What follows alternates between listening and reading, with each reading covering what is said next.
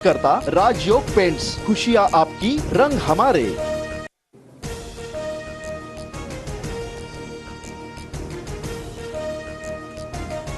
आतापर्यंतच्या आकडेवारीनुसार देशातील 543 जागांपैकी एनडीए 291 जागांवर आघाडीवर, तर इंडियाला 236 जागा।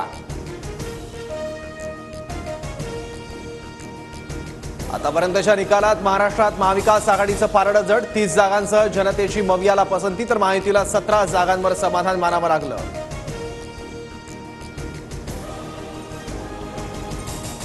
आतापर्यंतच्या निकालात राज्यात काँग्रेस 12, ठाकरे गट 11, शरद पवार गटाला 7 जागा, तर भाजपला 11, शिंदे गट 5 आणि अजित पवार गटाला 1 जागा।